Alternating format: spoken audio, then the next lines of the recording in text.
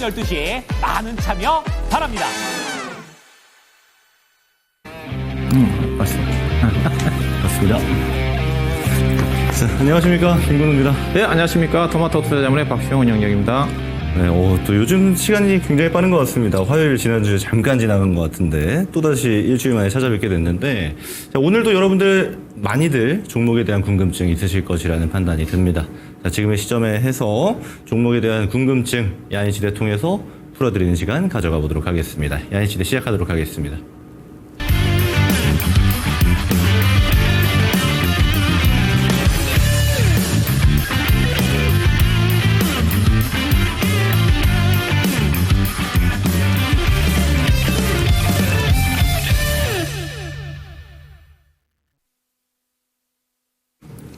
자, 우선 운용형님이랑 저희 항상 시작할 때 시장 이야기 좀 드리잖아요. 근데 요즘 보면은 아무래도 미국의 신용등급 강등 이후에 아무래도 두려워하셨던 분들도 계실 텐데, 또 시장은 또 그만큼 영향력을 받지 않았던 것도 있고, 아무래도 시장이 좀 편안한 것 같으면서도 많이 올라왔기 때문에 불안한 측면들도 좀 있는 것 같습니다. 시장 좀 어떻게 보시는지요? 개인 투자가들이 이런 대외적인 그 변수에 상당히 민감하지 않습니까? 그렇죠, 특히 우리나라 그렇죠. 개인 투자가들이 대부분 단기 매매를 하다 보니까 단기 시세에 많이 연연하거든요. 또 과거에 이제 2011년도에 S&P에서 신용등급 강등할 때 그때 실제로 미국 시장에서 큰 충격을 받았지 않습니까? 그렇죠, 이제 그때 그렇죠. 아마 기억을 떠올리신 분도 있었을 것 같고, 그래서 제가 지난 그 일요일 날 주말에 신용등급 강등이 나왔기 때문에 네. 제가 일요일 날 항상 유튜브를 통해서 제가 방송을 하지 않습니까? 네, 라이브로 그래서 제가 하시죠. 신용 등급을 이슈로 해가지고 제가 점검해 드렸어요. 이거 영향 없다, 제한적이다, 네. 걱정하지 말아라. 네. 어제 하루 정도의 영향이었는데, 근데 실질적으로 오늘 정도까지 시장에 영향을 좀 받았어요. 미국 시장은 전혀 영향이 없었지 않습니까? 그렇죠. 시장이 상당히 지수는 변동성이 크지 않은데, 요즘 시장의 특징이 제가 항상 얘기하고 있지만은 종목별 변동성이 엄청 큽니다. 그렇죠. 완전 종목 장세라는 표현들도 많이 등장하고 있습니다. 지수는 별로, 특히 코스피 시장 같은 경우 2,600포인트대인데, 네. 뭐 신고가 나온 종목들도 많이 있지만 신저가 나온 종목들도 많아요. 많죠. 그 이유 자체가 아무래도 개인 투자가들 느끼는 체감은 개인 투자가들이 많이 가지고 있는 2차 전지 종목이 오늘 또 신저가 나왔고, 맞습니다. 그리고 또 반도체 소비장 종목들도 또 만만치 않거든요. 네. 그리고 바이오저 같은 종목들도 일부 종목을 제외하고는 대체적으로 안 좋으니까 체감 지수가 상당히 안 좋은. 오늘 저는 주가가 떨어진 것 자체는 개인적으로 이래요. 아침에는 그래도 반도체 관련 소비장 종목들은 나쁘지 않았는데 2차 전지 관련 종목들이 계속 저점을 깨고 가니까, 네. 그러면 우리가 심리적으로 개인 투자가들이 대부분 다 2차 전지 한두 종목 정도는 포트에 가지고 있을 가능성이 상당히 크거든요. 그런 분이 또 많죠. 그렇죠. 네. 그러면 내가 한두 종목 포트에 갖고 있는데 이 종목이 계속 떨어지면서 신저가 가면 내가 가지고 있는 종목, 다른 여타 종목도 흐름이 좋다 한다도 불안해집니다. 소극적으로 접근하게 되고, 그리고 조금만 올라도, 근데 2차 전지 같은 경우로 신용으로 산 사람들은 담보 부족이 나오니까, 다른 거 다 팔아서라도 그렇죠, 그렇죠. 담보를 좀 준비해야겠다. 그러면서 다른 여타 종목까지 오늘 끌고 내려온 게 아닌가. 좀 투심이 많이 불안한 여파가 좀 있었던 걸로 보여지네요. 네, 그렇죠. 이제 그러기 위해서는 지금 계속 흘러내리고 있는 2차 전지 종목들이 안정을 찾아야 되는데, 하여튼 생각보다 좀 하락이 커서 좀 걱정인 것 같습니다. 하여튼 이제 그런 반면에 시장이 지수가 올라온 것 자체가 네. 개인 투자가들이 전혀 그동안 관심이 별로 안 뒀던 증권주가 랠리가 그렇죠. 쭉쭉 이어지고 증권주가 있죠. 52주 네. 신고가고, 그다음에 한국전력이라든가 네. 유틸리티 관련 종목들이 올라가다 보니까 지수는 별로 안 빠진 것 같은데 내 종목만 떨어진다는 거죠. 그러니까 우리 개인 투자가들 결론은 뭐냐? 기존에 움직였던 그 주도주라 생각했던 종목들에 너무 얽매이지 말아라. 예컨대 바이오라든가 2차 전지라든가 네. 반도체라든가 그동안 관심이 없었던 섹터들에 대해서 관련 종목들이 저는 특징 자체가 저는 결국은 신정부 출범 이후에 여러 가지 주주가치 제고라든가 상법과 관련된 것들이 앞두고 그런 것들이 지금 선 반영되고 있다고 봐요. 그래서 그런 어떤 부분들을 염두에 두면서 이 시간 종목 상담을 많이 이용할 필요가 있지 않겠나 생각되고, 제가 좀 얘기가 많이 긴 것 같은데 우리 아니요, 너무 김건우 좋습니다. 전문가님 얘기 좀 네. 들어보도록 하겠습니다. 사실 오늘 저는 시장 얘기를 많이 드렸었어요. 오늘 제가 5시 명인들의 복귀 출연이 있었기 때문에 시장 얘기는 거기서 제가 많이 드렸었고, 사실 최근에 화두가 되는 섹터라고 보면 아무래도 운영장님께서도 이야기 주셨던 유틸리티, 또 에너지단이 굉장히 핫합니다. 그 안에서 좀 노이즈를 보자라면은 사실 오늘 두산 에너빌리티를 포함해서 다수의 원전주들이 굉장히 좋은 퍼포먼스가 있었고, 또 두산 에너빌리티는 신고가 랠리가 펼쳐지고 있죠. 제가 작년에 두산 에너빌리티의 그 벌거벗은 종목사에 달렀던 이유로 사실 좀 악플도 좀 많이 달리고 있었는데 지금 좀 해소가 되는 측면도 좀 있는 것 같습니다. 저는 이 지금의 에너지 랠리가 사실 국내에만 국한되는, 예를 들어 대선 토론에서 에너지가 주제였기 때문에 국한된다라고 보면은 단기적인 접근이겠지만, 사실 에너지의 랠리는 다소 기간 랠리가 발생할 가능성이 굉장히 높다라고 저는 봐요. 중간중간 쉬는 타이밍 여러분들 매수에 대한 고려도 충분히 고려하셔야 됩니다. 대표적으로 신재생이라든지 원전 같은 경우는 그래요. 근데 제가 왜 그렇게 판단을 하느냐 하면은, 사실 국내에서만 국한되게 움직인다라면 단기적인 퍼포먼스로 끝나는 테마에 끝자락이 나오는 경우가 많았습니다. 다만 그게 아니고 미국장에서도 그럼 유사한 종목들의 랠리가 펼쳐지고 있는가, 그리고 모멘텀 자체가 글로벌에서 통하고 있는가를 보게 되면 실제로 그렇습니다. 어제 같은 경우 미국에서도 전력설비라든지 원전 관련 기업들 좋았고요. 또 신재생은 조정이 나왔어요. 그렇다 보니까 오늘 우리 똑같죠. 신재생 조정 나오고 전력 인프라라든지 원전 중에 또 랠리가 나오는, 결국에는 글로벌 모멘텀을 따라가고 있다는 얘기고 커플링적인 요소가 굉장히 크다라는 얘기인데, 지금 시점에서 에너지 노이즈는 굉장히 많습니다. 풍력에 대해서 미국의 이제 트럼프 대통령 같은 경우는 원래 이제 당선되고 실제로 대통령 자리에 오르자마자 했던 이야기가, 추진되고 있는 풍력에 대해서 대부분을 중지시키라는 명령을 했었어요. 근데 오늘자로 해서 해소가 됐습니다. 그래서 기존에 추진하고 있던 프로젝트들은 그대로 추진하는 것으로 명령이 바뀌어졌기 때문에 신재생 에너지도 다시 한번 돌아봐야 되는 측면들이 크다라고 좀 이야기 드리고요. 시장 얘기는 여기서 좀 생략을 하도록 하고 종목 상담 이어가 보도록 하겠습니다.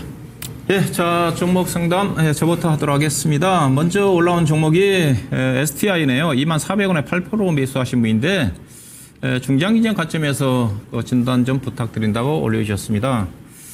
자, STI는 최근에 이제 제가 지난 시간에 히든 종목 추천해 드릴 때 히든 주제가 IT 소부장 종목의 실적 호전 종목을 주목하자고 그래서 제가 아마 테스를 언급해 드렸었죠, 있어요. 그때 제가 STI도 실적이 양호하게 발표가 되지는 않았지만은 나올 거다, 그렇게 얘기를 했는데, 실질적으로 회사 1분기 실적 예상 실적보다 약간 좀 상회를 했어요. 아마 영업이익 가이던스가 39억인데 45억 정도 나온 걸로 알고 있는데, 왜냐하면 지금 코스닥 시장이 지금 상대적으로 코스피 대해서 부진한 이유가 이제 실적 시즌이니까 실적 끝났죠. 이제 보시면 코스피 대형주들 중심으로 해서는 제가 10종목 중에서 7종목이 실적이 좋다고 그랬고, 반면에 코스닥 시장을 중심으로 한 중소형 종목들은 10종목 중에서 반대로 두세 종목밖에 안 좋고 나머지 7종목이 다 안 좋아요. 반도체 같은 경우도 대표적으로 본다면 삼성전자, SK하이닉스는 어닝 서프라이즈한 실적이 졌잖아요. 근데 반대로 반도체 소부장 종목 중에서 실적이 좋게 나온 종목은 거의 없어요. 근데 몇몇 종목 예상 실적 상회한 실적이 나온 종목이 테스, 그 다음에 이수페타시스 좋게 나왔고, 주성엔지니어링 좋게 나왔고, 그 다음에 STI, 그 다음에 DI, 이들 종목이 좋습니다. 근데 오늘 반도체 관련 종목들이 아침 초반에 반등 나올 때 제가 앞서 얘기했던 종목들이 있죠. 실적이 좋은 종목들, 테스, 그 다음에 STI도 마찬가지고, 그 다음에 DI라든가 관련 종목들이 반등 탄력이 가장 컸습니다. 4%, 5% 올랐었어요. 이 종목 STI도 오늘 STI도 오늘 결국 음봉으로 이제 끝났지만은 21,600원대까지 올라갔을 거예요. 장중 한 5%, 6% 정도까지 올라갔을 겁니다.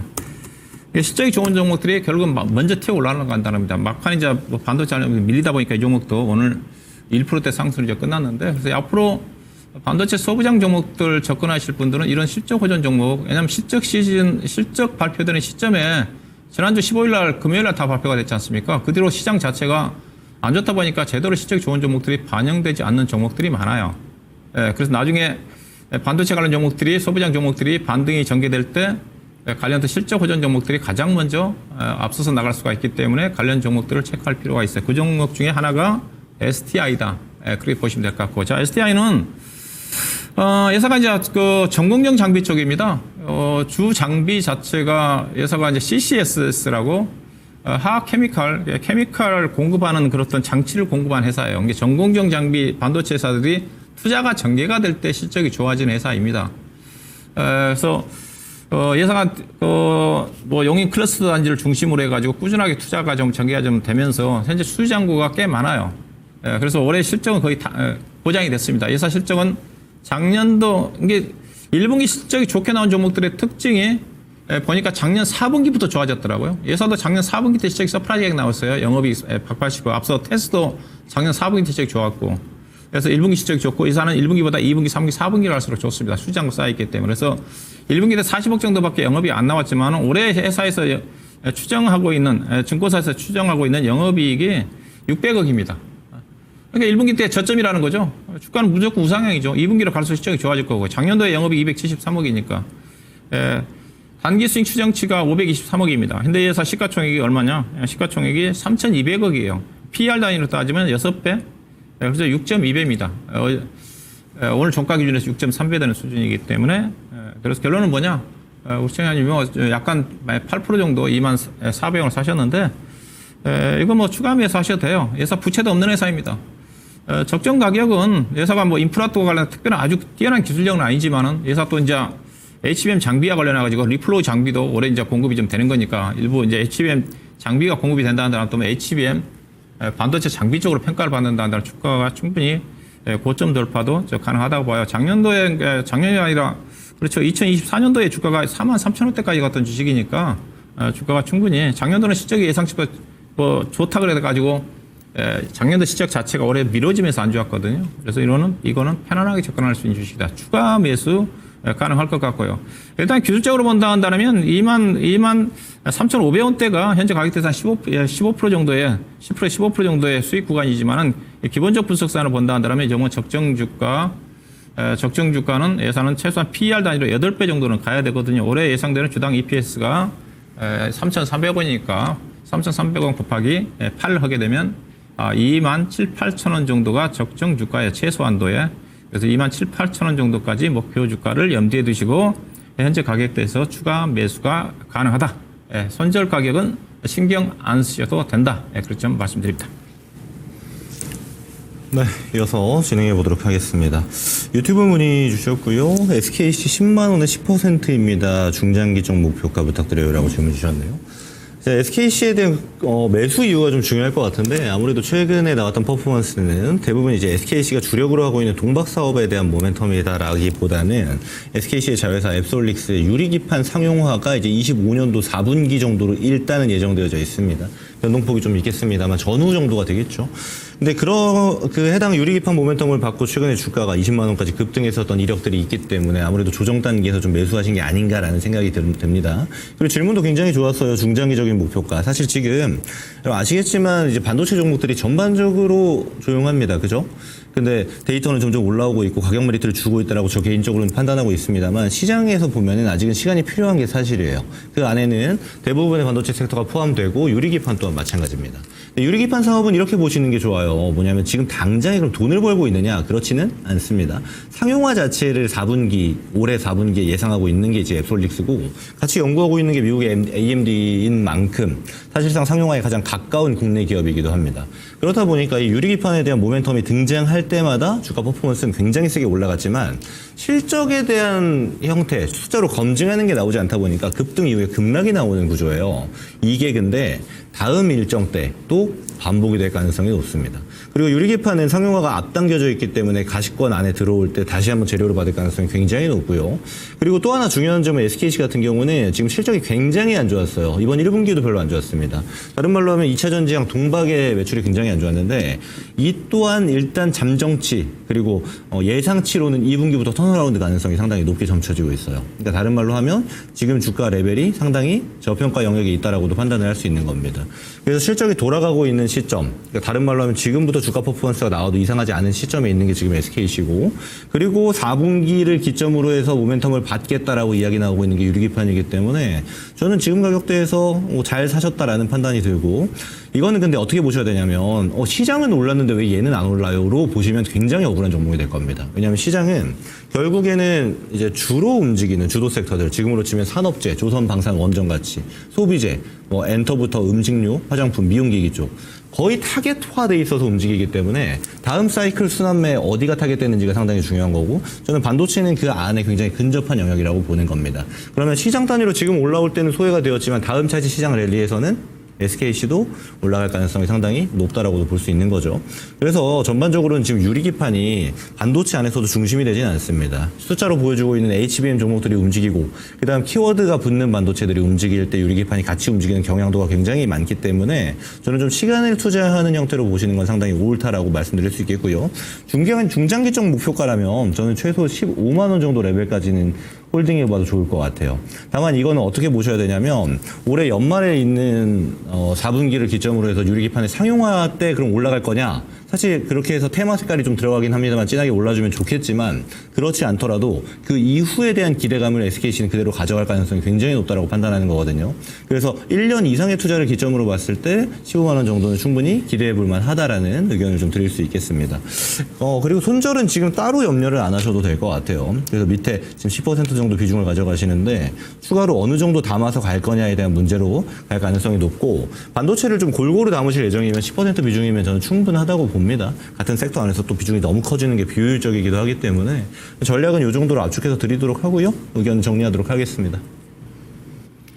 예, 자, 알테오젠을 올리신 분입니다. 알테오젠을 33만 원에 20% 매수하신 분인데요. 추세가 꺾인 것 같은데 손절해야 될까요? 물어보셨는데요. 추세는 그렇죠. 박스권의 하락 추세는 아니고요. 추세를 본다 한다면 박스권의 하단까지 내려온 거죠. 하단까지 내려온 거고, 최근에 이제 제약 바이오 종목들도 전반적으로 부진합니다. 최근에 이제 트럼프 정부의 약가 인하 정책 영향을 좀 받았고, 그 사이에, 그런 영향으로 인해가지고, 지난주까지 미국의 바이오 제약주들의 주가가 좀 급락이 나왔지 않습니까? 근데, 지난주 후반부터, 급락했던 종목들, 바이오 관련 종목들, 우리 바이오젠이라든가, 길리어드 사이언스라든가, 반등이 좀 나오고 있는데, 어제 오늘 정도 반등 나오지 않겠나 했었는데 오늘 또 좀 반등이 안 나왔어요. 아무래도 제약 바이오 쪽이 약간 이제 모멘텀 자체가 꺾였던 부분도 있고 또 최근에 이제 6월달에 금리 인하 가능성도 지금 거의 지금 없어졌잖아요. 지금에서요. 그러다 보니까 이런 어떤 부분들이 부정적으로 작용하고 있는 게 아닌가. 그것도 그거지만은 이제 추세예요. 지금 시장에 앞서 제가 시장을 얘기할 때 지금 그동안 시장이 전혀 주목을 못 받았던 이른바 코스피 시장의 가치주, 증권주, 한전을 중심으로 유틸리티 관련 종목들이 주목을 받고 있잖아요. 이게 뭐 때문이겠습니까, 여러분요? 여러분 잘 생각하셔야 돼요. 결국은 신정부 출범 이후에 시장의 패턴이 바뀔 가능성이 크다는 겁니다. 신정부의 새로운 정부의 현재 지금 주식시장과 관련된 정책이 뭐죠? 상법 개정이잖아요.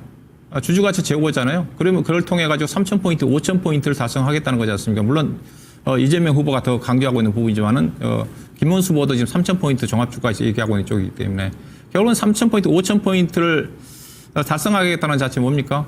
기업 가치가 싼 종목들을 중심으로 해서 저 PBR 종목들을 중심으로 해가지고 여러 가지 정책적인 대안을 내놓겠다는 겁니다. 그러면 반대로 2차전지도 저는 그 때문에 빠진 영향도 있다고 봐요. 2차전지라든가 바이오 관련된 기업들, 그들 관련 기업들은 주주가치 제고를 할 수가 없죠. 돈이 없으니까. 그런 영향도 받고 있다고 봐요. 시장의 패턴이 바뀝니다. 제가 신의 한 수를 통해서 그런 얘기를 좀 자주 하는데, 저도 이제 6월 3일 대선이 이제 끝나면, 결정이 좀 나면 그에 대해서 좀 신의 한 수 방송을 통해서 제가 좀, 다시 한번 좀, 자료를 좀 준비를 통해 접근을 하고 있는 그런 부분도 있어요, 여러분요. 그래서 지금은 뭐냐? 주식을 투자할 때 우리가 성장주를 투자를 해야 되는데 무늬만 성장주와 관련된 종목들은 시장에서 지금 그렇지 않은 소외를 좀 받고 있는 그런 부분들이 있습니다. 이 부분이 좀 더 길어질 가능성도 충분히 있다고 봐요. 자, 알테오젠 어떠냐? 알테오젠 주가가 가야 되죠. 알테오젠이 그래도 나름대로 회사가 이제 기술력을 인정을 받은 회사지 않습니까? 정맥 주사를 피하 주소로 바꾸는 플랫폼을 가지고 있고 이미 기술 수도 해놓고 있는 상태고 또 실적도 당장 로얄티도 들어오고 있는 쪽이고. 근데 문제는 뭐냐?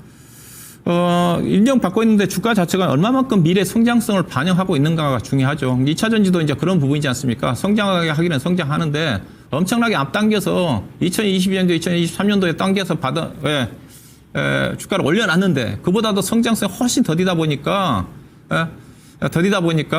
주가가 지금 떨어지고 있는 거고 알테오전도 현재 주가는 2033년 내지는 4년도까지 제가 평가를 받고 있는 것 같거든요. 그걸 어떻게 평가를 하느냐? 일단은 해보시면 알아요. 현재 지금 알테오젠 시가총액 17조 원입니다. 그러면 알테오젠 현재 지금 자산 총계가 얼마냐면 5천억밖에 안 돼요. 작년 5천억이죠. 작년 연말 올해 연말 기준해 가지고 올해 2,400억 정도 이익이 난다는 전망이거든요. 예, 자기 자본 5천억이에요. 자, 여러분들 현재 주가 33만 원 기준에서 보면 시가총 17조 원이라고 그랬습니다. 17조 원짜리 물건 가격이 오르다 17조 원짜리인데 현재 이 회사 갖고 있는 자산은 5천억밖에 안 돼요. 근데 이제 산 사람들은 뭐예요? 이 회사가 이제 피하 주사를 정맥 주사로 정맥 주사를 피하 주사로 바꾸는 그런 플랫폼에 따라서 돈이 들어오니까 올해 2,400억, 내년도에 9,500억, 그다음에 2027년도에 1조 1,000억 이게 들어온다는 전제하잖아요. 그러면 여러분들 2030년도까지 돈이 얼마 들어오겠어요? 대충 계산해 보면 제가 보기에는 한 4조 원, 5조 원 들어오겠네요. 5조 원 정도. 그렇다 한다 하더라도 현재 시가총 17조 원이면 2030년도 기준으로 5조 원이니까 그게 많이 앞당겨서 받는 거죠. 이 부분 때문에 주가가 더디게 가는 거예요. 결국은 회사가 노약티를 받게 되면 중장기로 성장을 할 겁니다. 그래서 삼성 바이오록스도 제가 그런 얘기를 하거든요.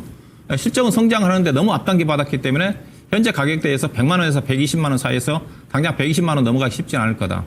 제가 보는 관점입니다. 그래서 알테오젠은 뭐 중장기적으로 생각하겠지만 주가는 떨어지진 않겠지만은 올라가는 데는 좀 더 더디든지 그렇지 않으면 또 다른 강력한 기술 수출과 관련된 부분이 나와야 되는 거고 그 다음에 이 회사가 그렇게 좋다 그러면 외국인 투자가도 주식을 사거든요. 외국인 지분율이 12%밖에 안 돼요. 삼성 바이오록스도 12%밖에 안 됩니다. 그걸 생각하셔야 됩니다. 왜? 미국에 있는 바이오 기업들 같은 경우는 적자나는 회사가 없다고 그랬잖아요. 암전 같은 경우도 PER이 아마 제가 알기로 12배, 13배예요. 그 다음에 ROE 지표가 거의 100이 넘습니다. 근데 주가가 그렇게 강하지 못해요. 그래서 외국인 투자가들의 입장에서 본다는 우리나라 바이오 기업들이 상당히 비싸다는 거죠. 그래서 외국인 투자가들이 대표적인 알테오젠 같은 경우도 지분율이 12%밖에 안 됩니다. 시가총액이 17조 원짜리인데 불구하고. 예, 그래서 주가에 뭐 추세 자체가 약간 박스권 하단에 내려갔지만 알테오젠이 가야지 바이오가 간다고 봐요. 알테오 산다 그러면 바이오 산다 그러면 지금 알테오젠 사야 되겠죠. 예, 저는 그렇게 봅니다. 알테오젠이 가야지 다른 것도 따라 올라갈 겁니다. 그래서 바이오 종목들이 뭐 최근에 부진한 움직임이 적용했지만 알테오젠은 지난번에 저점에 약재 나왔을 때 27만 원이기 때문에 여기까지는 빠지지 않을 거예요. 장이 안 좋으면 아마 최악에 28만 원까지 내려올 수 있겠지만은 그래서 현재 주가 아마 박스권은 추세가 이탈됐다고 그래가지고 매도보다는 박스권 하단을 염두에 두시고 반등 시점에서 반등 나온다면 다시 뭐 36만 원, 38만 원 정도 흐름이 좀 전개가 좀 되지 않겠는가 그런 관점에서 현재로 봐서는 단기적으로 접근하시는 분 목표 수익을 조금 낮출 필요가 있을 것 같고 현재 가격대에서는 비중이 적으신 분들은 목표 수익을 조금 낮춘다는 추가 매수도 좀 가능하지 않겠는가. 일단은 현재 흐름으로 봐서 반등 목표 자체는 38만 원 정도 언저리 정도 될 거고요. 그 다음에 예사가 45만 9천 원대가 뭐 신고가인데 그 부분 자체는 앞서 얘기했다시피 금리가 좀 떨어지고 또 예사가 추가적으로 기술 수출과 관련된 모멘텀이 나온다 한다면 고점 돌파도 충분히 가능하지 않겠는가. 그렇게 좀 말씀 좀 드리도록 하겠습니다. 네, 이어서 좀 진행을 해보도록 하겠습니다. 노르페인트 굉장히 오랜만에 보는 종목이네요. 매수가 1,100원에 비중 10%입니다. 좀 더 사서 끌고 갈까요? 그리고 길게 끌고 갈 생각인데 본전에서 손실 안 보고 팔 수 있을까요? 이런 질문을 좀 주신 것 같아요. 일단 노르페인트 종목은 우리가 대표적으로 알고 있는 저 PBR주입니다. 그러니까 자산가치 대비해서 굉장히 저평가 영역에 있는 종목이고 사실 많은 분들 아시겠지만 이제 건설이라든지 철강 또 노르페인트처럼 건설에 들어간 또 기자재 종목들 같은 경우는 전반적으로 저 PBR주예요. 그러니까 성장치에 대한 기대감을 시장이 반영하지 않는 측면들이 강하다라는 겁니다. 근데 이 노르페인트라는 종목이 한번 강했던 때가 최근 1년 중에 있었죠. 어디냐면 작년 초입니다, 여러분. 차트 보면서 얘기 드리면 이런 구간이 되는 거죠. 그러면 왜 2024년 초에는 노르페인트가 강하게 올라갈 수 있었는가 하면 우리 잘 기억을 더듬어 보면요. 이런 정책들이 있었어요. 밸류업 프로그램.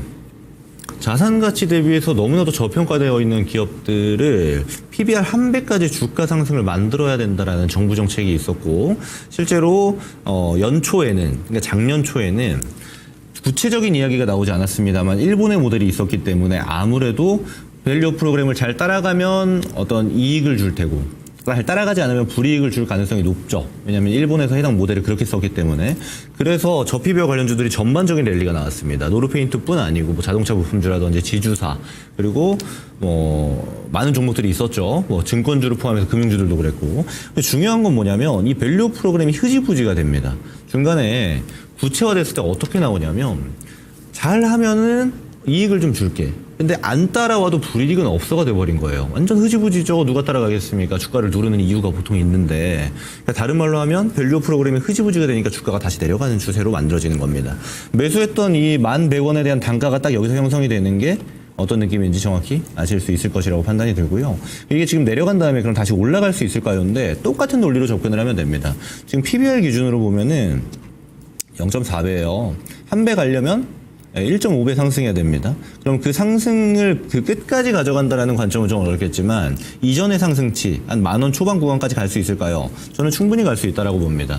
지금 대선의 토론이 진행 중이죠. 지난주 주말 같은 경우는 경제 정책에 대한 토론이 있었고 주요 논제가 이제 에너지 정책 같은 것들이 있었는데 앞으로 이제 경제 정책 중에서 또다시 가치권 안에 올라올 것이 금융시장에 대한 정책들이 이야기가 올라올 겁니다. 그랬을 때 대표적인 주자들이 전부 다 이 상법 개정이라든지 또는 시장에서 우리나라만 특별히 너무나도 저평가받고 있는 종목들에 대해서 어떻게 할 것인지에 대한 유력 주자들의 의견들이 등장하고 있고 이게 시장에 녹아들 가능성이 높고 실제로 새로운 정부 출범 이후에는 정책화될 가능성이 굉장히 높습니다.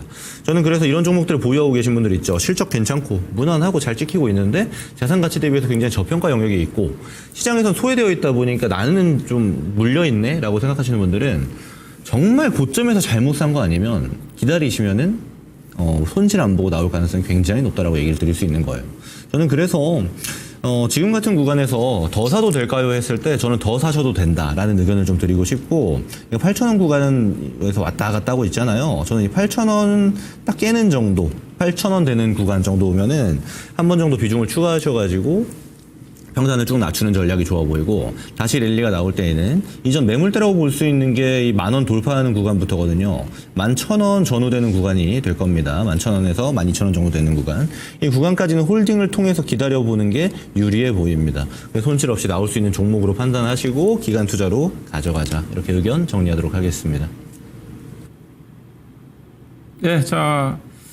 알루코입니다. 알루코 10%를 매수하신 분이네요. 최근에 주가가 많이 올라왔는데 수익 구간인 줄 알았는데 보니까 오래전에 사셔가지고 지금도 손실 구간에 있네요. 이 종목이 최근에 2,000원대 잠깐 깨졌다가 지금 2,500원이니까 20% 넘게 올랐는데 아직도 손실하는 것 자체는 3,500원대 사셨으면 아마 작년 3월달, 4월달 정도 사신 것 같네요.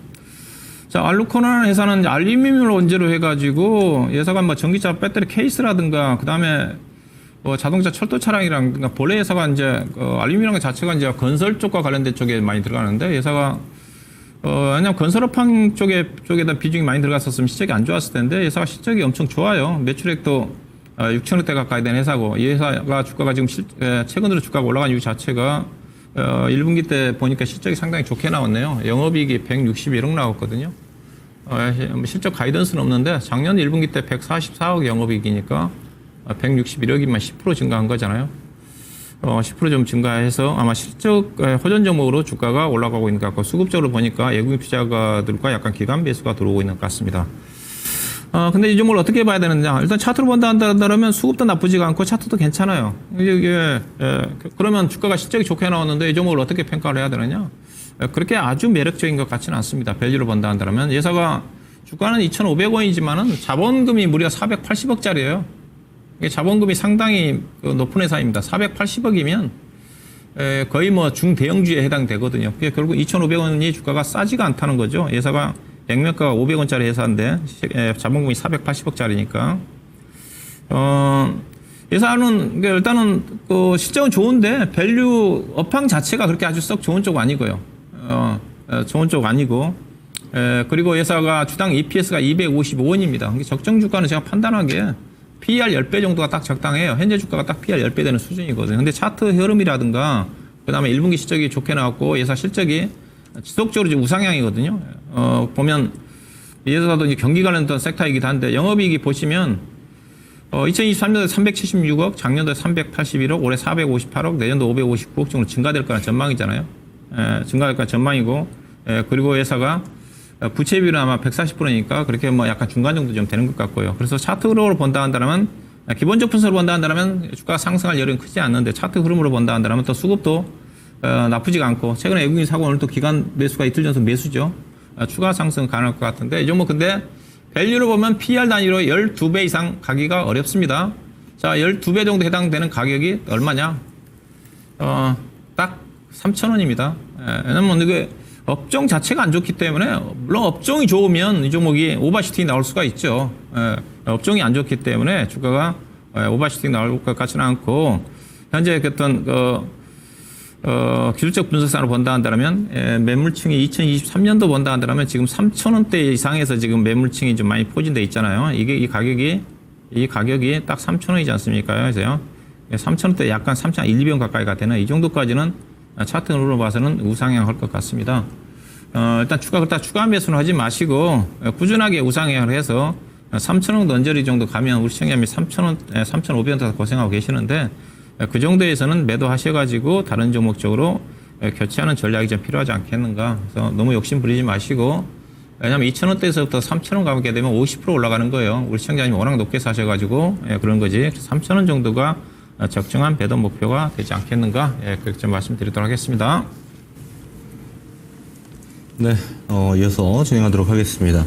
PNS 미케닉스 13,800원에 30% 진단 부탁드립니다. 라고 질문을 좀 주셨네요.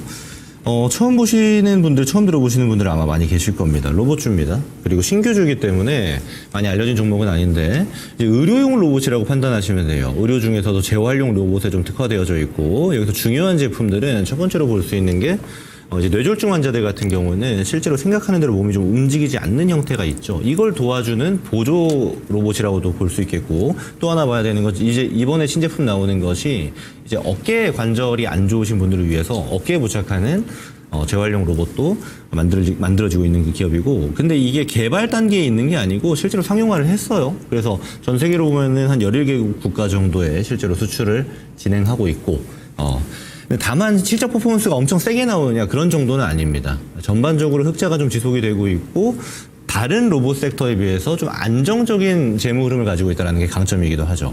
그래서 사실 이 종목 보면은 지금까지 그러면 왜 괜찮은 종목인 것 같은데 왜 못 올랐나요? 라고 본다라면 실제로 오버행 이슈도 있었고 신규주기 때문에 주가 퍼포먼스가 세게 올라가는 구조는 아닙니다. 그럼 이런 종목들은 어떻게 보냐면 지금 레벨 구간 있죠? 이 13,000원 구간에서 좀 모아갈만 하다라고 저는 판단하는 거예요. 다만 이렇게 보셔야 됩니다. 최근에 뜨거운 종목들 보면은 로봇주들도 포함되어져 있죠. 근데 얘랑은 사실 지금 상관이 없어요. 같이 수급을 받지도 않고 같은 섹터로서 올라갈 때 올라가고 내려갈 때 내려가는 구조도 띄고 있지 않습니다. 다른 말로 하면 이제 의료용 AI라든지 의료용 로봇들이 주목받는 시기에 같이 움직일 가능성이 굉장히 높고 지금처럼 주가 좀 눌려 있을 때 가져가는 게 상당히 효율적일 가능성이 굉장히 높습니다. 저는 그래서 이게 비중이 좀 아쉬워요. 30% 안 채우셨으면은 저는 지금부터 조정이 좀 더 나오면은 좀 모아가시라고 얘기 드리고 싶은데 이 비중이 채워져 있기 때문에 좀 불안하죠.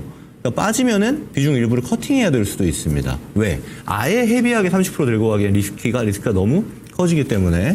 그래서 제가 만약의 장치로 좀 얘기 드릴 수 있는 게 이제 10,000원 정도 구간이 되면요. 여기 이탈하면 비중을 반 이상 줄이시는 걸 좀 권장을 드려요. 먼저 얘기 드릴게요. 신규주기 때문에 리스크 관리해야 되니까. 근데 이게 퍼포먼스가 나오는 측면으로 보자라면은 저는 이전 고점 레벨 있죠.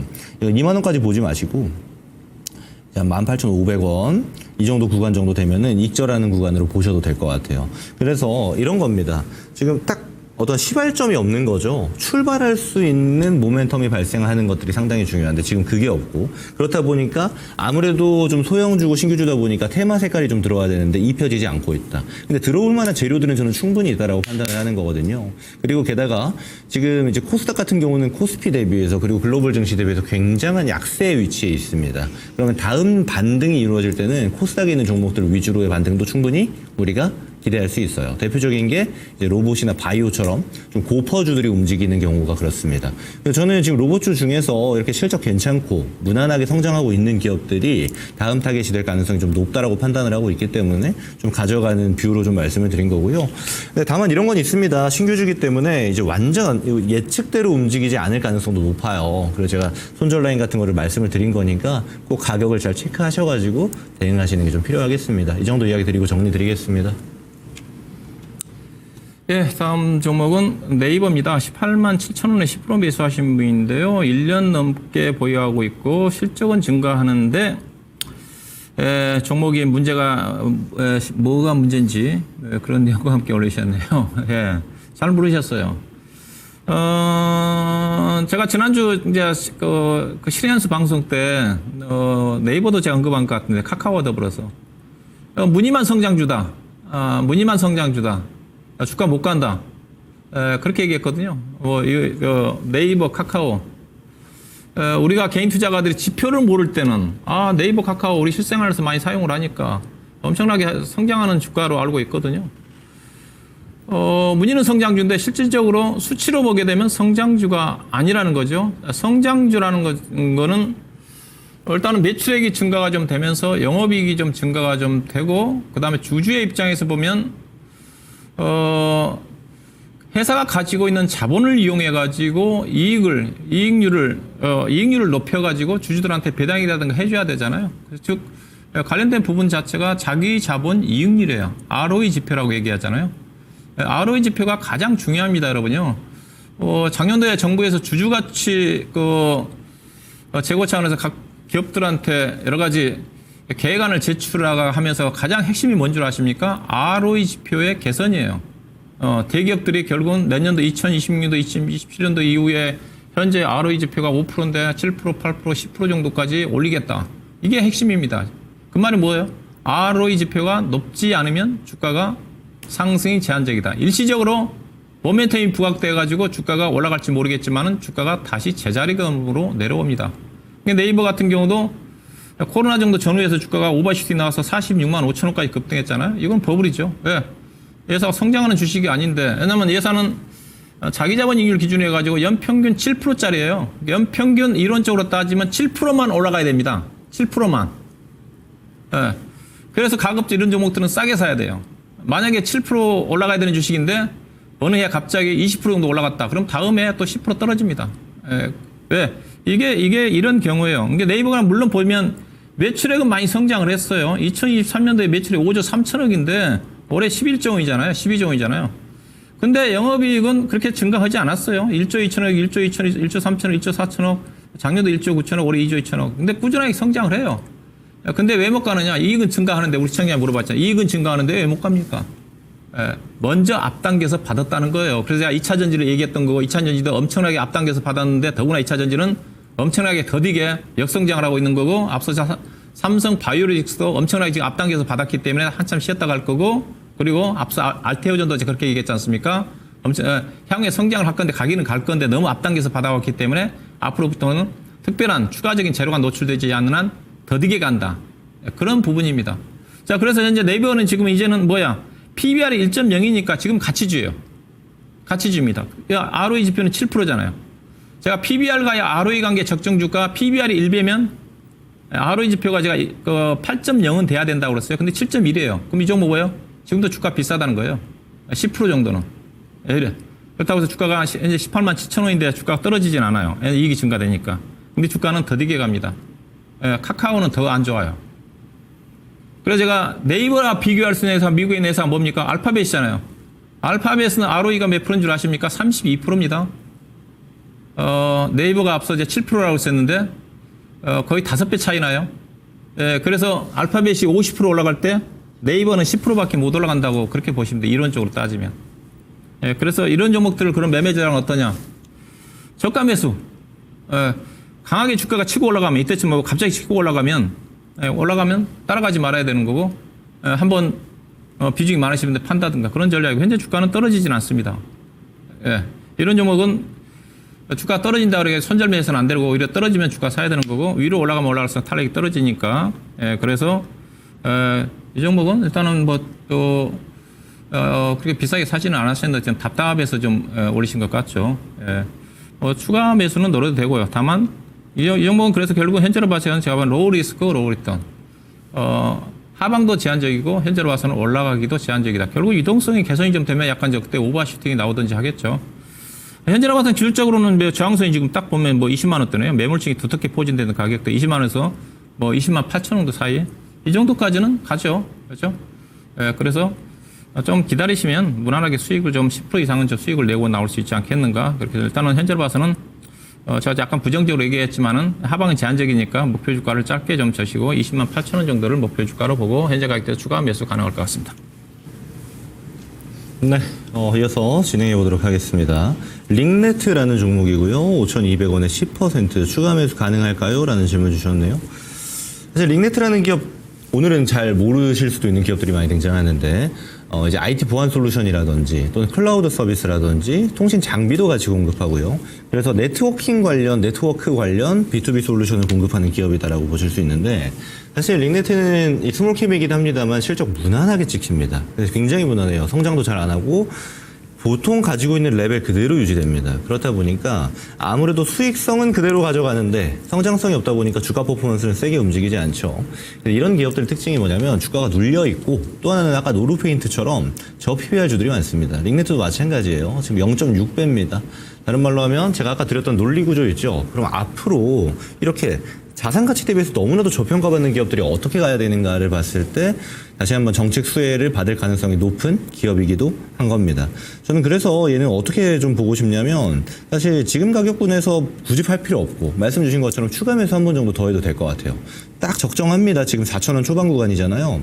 한 번 정도 더 사셔가지고 평단 낮춰놓는 게 저는 좋아 보인다 이렇게 판단이 들고요. 다만 이런 건 있습니다. 밸류 프로그램이 어차피 새로운 정부에서 새롭게 추진할 때 어느 정도의 가이드라인을 줄지 모르겠지만 일본 모델을 두고 본다라면 사실 링네트처럼 좀 소외 단계에 있고 좀 개별적인 종목들 같은 경우는 같은 밸류 프로그램 수혜주임에도 불구하고 좀 안 갈 가능성이 높아요. 대표 업종이 아니기 때문에. 그랬을 때에는 상승률이 다른 종목에 비해서 크지 않기 때문에 사실 이런 종목은 본전에 그냥 탈출을 하고 오히려 모멘텀을 세게 받는 쪽으로 옮겨가는 게 효율적인 전략이 될 가능성이 높습니다. 그래서 보통은 우리가 투자할 때 그런 이야기 많이 듣잖아요. 뜨거운 곳에서 우리가 관심 있게 보고 거기서 기회를 찾아야 된다라는 측면들. 그래서 링네트 같은 종목들은 사실 앞으로도 다소 뜨거워지기가 좀 어렵고 그렇다고 지금부터 막 내려갈 종목이냐? 그렇지도 않은 겁니다. 그러니까 주식 투자라는 거는 리스크를 가져오고 또 리스크를 잘 테이킹하고 또 그 리스크를 흡수하면서 높은 수익률을 기대하는 아무래도 고위험군 자산입니다. 그러면 투자를 좀 효율적으로 하기 위해서는 좀 시장이 집중하고 있는 업종들에 관심을 두시는 게 좀 필요해 보여요. 그래서 저는 링네트 지금 가격에 추가 매수 하셔가지고 평단 낮추시고요. 평단 낮추면은 한 4,000, 한 500원, 600원 라인 잡히겠죠. 그럼 그랬을 때 본전 탈출 하셔가지고 다른 종목으로 교체하시는 게 좋겠다. 그래서 밸류 프로그램이나 제가 이런 코멘트들을 드리긴 합니다만 그런 거는 그럼 하락이 아니고 반등할 수 있는 요인으로 작용할 수 있는 거고 그게 끝없이 상승 랠리를 만들어주는 지금 신고가 나오는 종목들의 이런 퍼포먼스를 보여줄 가능성은 그다지 높지 않다라고 판단을 하셔야 됩니다. 그래서 의견은 이 정도 드리고요. 가격 전략만 잘 체크하셔서 대응하시면 될 것 같습니다. 예, 자, 전진건설 로봇을 54,000원에 15% 매수하신 분인데요. 단기, 중기 목표가 부탁드린다고 올려주셨어요. 이 종목을 중기까지 봐서는 안 되죠. 단기 목표가만 제시해드립니다. 이거는 팔아야 되는 주식이에요. 그래서요. 이 종목이 이제 뭐 다시 최근에 잠잠했던 러시아, 우크라이나 정전과 관련된 것들이 다시 협상에 좀 진입했지 않습니까? 트럼프와 푸틴이 전화 통화를 통해서 어느 정도 합의점에 도달하고 있는데 트럼프가 전쟁 이전의 그 상태로 좀 되돌려 달라. 그리고 뭐 그거겠죠. 우크라이나한테 우크라이나가 이제 나토에 가입하는 거, 뭐 그런 것들 되돌려라 하겠죠. 그리고 뭐 정전이 진행되지 않겠습니까? 상당히 깨는데. 그것 때문에 다시 지금 살아나고 있어요. 근데 제가 지난 지금 뭐 보시면 2월 달에 주가가 7만원대 고점 찍었잖아요. 그때 제가, 그 정전 관련된 종목들은 발표되면 무조건 끝난다. 그렇게 좀 말씀을 드렸던 건데, 다시 이제 살아나고 있는데 조만간 결론이 난다 한다면 그때 이제 재료가 노출되지 않겠습니까? 그때 팔아야 되는데. 왜냐하면 이 종목은 이렇게 갈 이유가 없어요. 가장 이 종목이 이제 러시아, 우크라이나 정전과 관련해가지고 전후 복구와 관련해서 핵심 종목이지 않습니까? 가장 탄력적으로 움직인 주식이에요. 주가가 14,000원대짜리 주식이 회사가 신규 상장된 지가 작년 8월 달인가 상장이 됐는데 14,000원대까지 떨어진 주식이 7만원까지 올라갔으니까 결국 이거는 어느 정도 실적은 따라줄 수는 있겠죠. 따라줄 수 있겠지만 우리나라 정전 관련 종목들은 우리나라 워낙 지금 요즘 미시에 민감하다 보니까 가장 러시아, 우크라이나 정전으로 인해 가지고 수혜를 받을 수 있는 건설 중장비 회사가 어디겠어요? 미국의 캐터필라예요. 캐터필라입니다. 미국에 가장 수혜를 받겠죠. 수혜를 받는데 그럼 제가 캐터필라 차트를 보여드릴게요. 캐터필라 차트 이거거든요. 우리나라 정전 관련 종목들은 앞서 얘기했다시피 전진건설 로봇 같은 경우도 거의 작년 그 트럼프 미국의 대선이 11월 8일에 있었으니까 10월 중순에 트럼프 대통령이 이때거든요. 그때 이제 자기가 대통령이 되게 되면 1년 이내에, 1년이라니까 1개월 이내인가요? 바로 러시아와 우크라이나 종전시키겠다. 그렇게 공언하면서 그때 보시면 전진건설 로봇이 주가가 급등을 했어요. 그때서부터 주가 급등을 했어요. 근데 그 시점에서 캐터필라 주가는 거의 움직임이 없었습니다. 캐터필라 주가는 결국 이 종목은 거의 변동 없어요. 최근에도 보시면 최근에도 다시 러시아 우크라이나 협상이 진행되는 구간 쪽에서 캐터필라 주가가 움직였나요? 전혀 움직임이 없죠. 움직임이 없습니다. 그래서 특히 전진건설 로봇은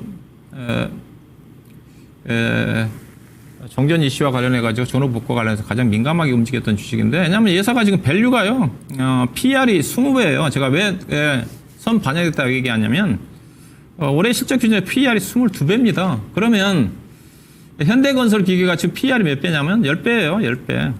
올해 12.9배고 내년도 8.6배입니다. 그 다음에 두산 바켓은 아마 7배, 8배밖에 안 됩니다. 근데 전진건설 로봇이 20배라는 것 자체는 과다하게 평가받았던 거죠. 두산 밖에서 8.6배예요. 그렇죠. 8.6입니다. 그래서 이거는 장기 투자해서는 안 된다는 거예요. 제로 노출되면 무조건 팔고 나와야 되는 거고, 그 시점에서 주가가 수익이 안 났다 하더라도 손절하고 나와야 되는 겁니다. 이 회사 모회사가 어디입니까? 모트렉스라는 회사잖아요. 모트렉스라는 회사도 이 정도 만약에 실적이 좋아져서 전진건설 로봇이 올라간다 하면 모트렉스도 회사가 지분 아마 70% 정도 가지고 있으니까 지분보 이익이 증가되면 장기 주가가 올라가야 되잖아. 근데 이 종목 모회사인 주가는 모트렉스는 못 갑니다. 그 말은 무슨 말이냐? 전진건설 로봇은 장기 투자해서는 안 되고요.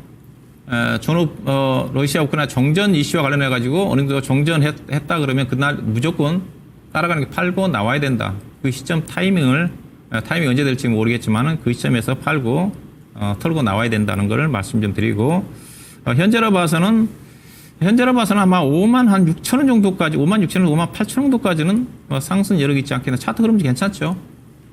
이제 대부분 갖고 계신 분들이 발표하기를 기다리고 있는 거예요. 제로가 노출된 시점에서.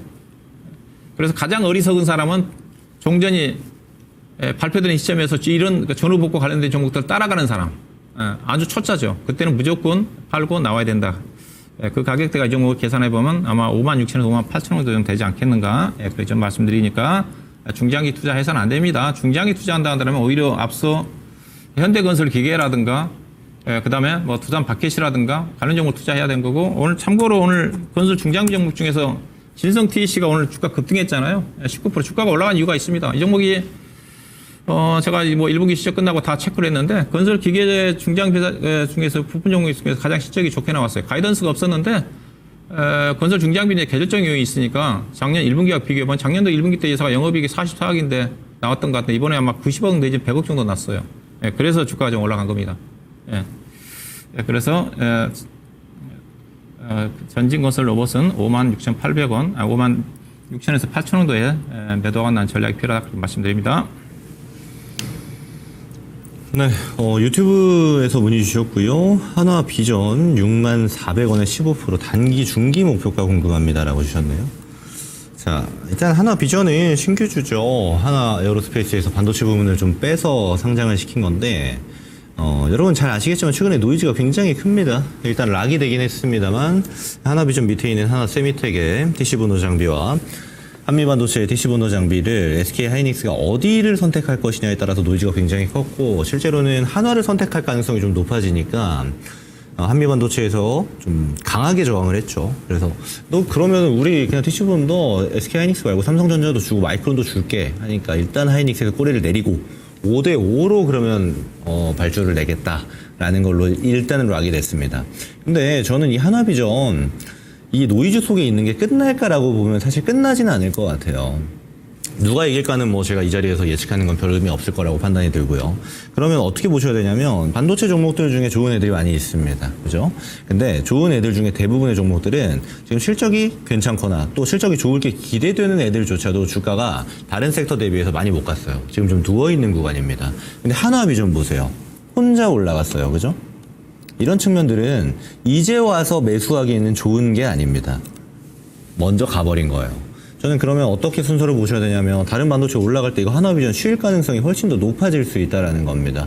왜요? 전통적으로 반도체군 중에서 지금 실적은 계속 좋았던 HBM 단위 종목들이 움직이기 시작하면 세트로 묶여있는 종목들이 움직일 겁니다. 그럼 하나비전 같은 경우는 나중에 추가된 형태이기 때문에 거기서 랠리에 동참할 것이냐 보면 동참되지 않을 가능성이 높아요. 신규 종목들, 뭐 로봇주들도 그렇고 바이오 종목들도 그렇잖아요. 저는 이런 종목들은 사실 단기적으로 이제 먹고 나오면 되는 종목이지 이거를 뭐 끌고 간다라든지 하는 거는 좀 좋은 전략이 아닐 가능성이 높다라고 저는 보고, 그리고 가격 자체도 지금 완전 꼭대기 라인이에요. 그죠? 이게 되게 위험한 자리인 게 뭐냐면 한번 돌파해놓고 조정 나옵니다. 다시 트라이 하지만 여기서 또 맞아요. 그러니까 다른 말로 하면 모습은 쌍봉이 아니지만 궁극적인 형태는 쌍봉이 됩니다. 거래도 줄어버리고요. 기술적인 형태로 보면은 좋은 게 아니에요. 맞고 그냥 쭉 내려가 버릴 수가 있습니다. 근데 거기 사신 거예요. 좋은 전략이 될 가능성이 높지 않죠. 저는 그래서 이미 다 올라간 종목일 가능성이 높고, 실제로 앞으로 실적에 대한 추정치를 보면은 보통 반도체 장비주들이 15배 정도 퍼 기준으로 받으면 많이 받은 거예요. 이미 받고 있습니다. 다른 측면으로 보면 뭐냐면 앞으로 지금 실적은 이미 안 나오고 있고 지금 아직 안 찍혔는데 올해 좋을 걸로 예상되는 추정치를 다 긁어와도 지금의 퍼포먼스가 나온다라고 본다라면 이 종목은 지금 사는 거는 좋은 전략이 되지 않을 가능성이 높죠. 그래서 중기는 애초에 안 맞고 단기 전략이 중요할 건데, 단기 전략은 저는 얘는 변동 구간에 들어와 있기 때문에 본절 정도는 줄 것 같아요.